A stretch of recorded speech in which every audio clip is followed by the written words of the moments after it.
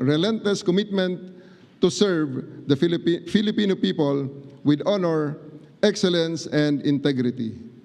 Maraming salamat po. Mabuhay ang pambansang pulisya, mabuhay ang bagong Pilipinas, mabuhay ang sambayanang Pilipino, at sa bagong Pilipinas, ang gusto ng pulis, ligtas ka! Maraming salamat.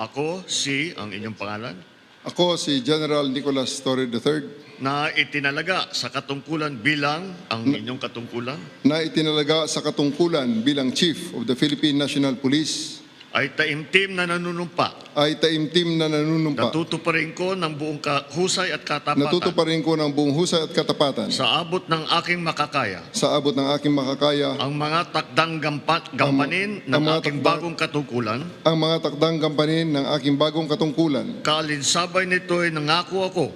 Kalinsabay nito'y nangangako ako.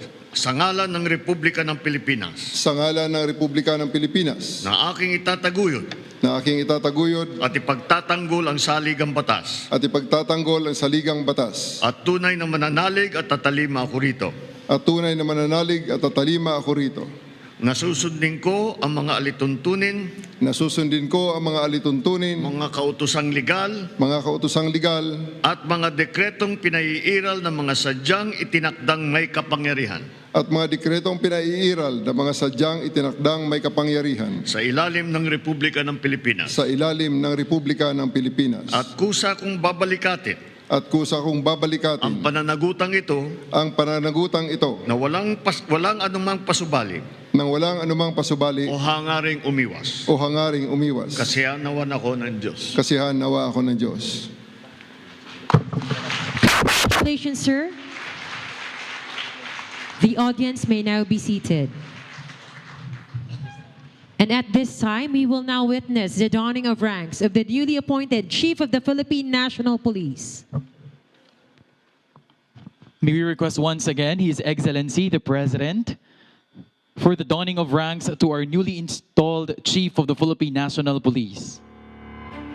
The new rank insignia is being donned by the President of the Republic of the Philippines, together with Mrs. Patricia Jane Torre.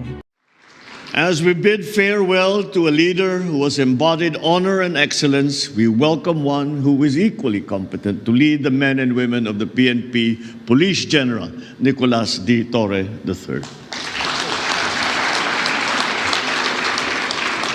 Your assumption of command comes at a time that calls for clarity, for courage, and for conviction. These challenges that we face are evolving. We have transnational crime, cyber threats, extremist violence, and even police misconduct. At the same time, the opportunities to earn trust and improve public service have never been more reachable. Your leadership will help define what kind of police force we continue to build. One that acts with precision, responds with compassion, and stands as a pillar of accountability.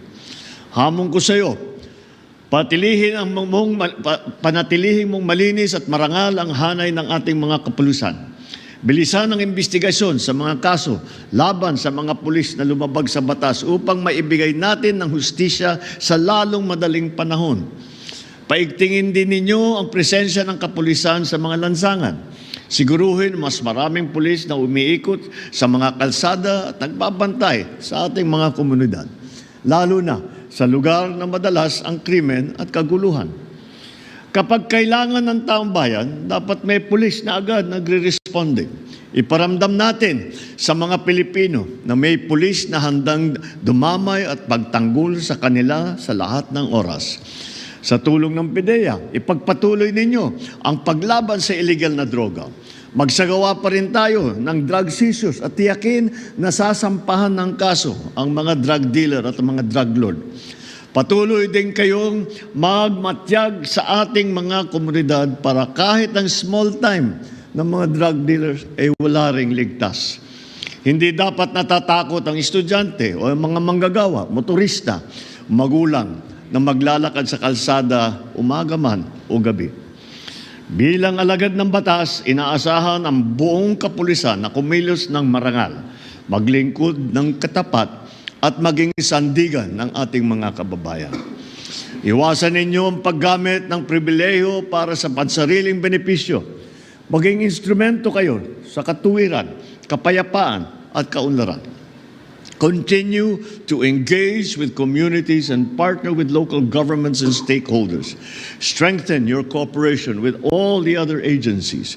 And above all, center every initiative on the needs, the rights, and the welfare of each Filipino. Let your badge be your daily pledge, not to command, but to serve with integrity. Let every decision uphold the law, and let every gesture reflect the quiet dignity of true public service. May the PNP become a source of hope and reassurance to every community that you protect. This change of command ceremony is a renewed promise, a clear mandate to champion peace, to serve with honor, and to move our nation forward with dignity. Together, let us shape a bagong Pilipinas where every citizen is disciplined and obeys the laws, where every police personnel is a role model worthy of trust, of respect, and where the standard of keeping our people safe is high. Maraming salamat at mabuhay ang PNP, mabuhay ang bagong Pilipinas.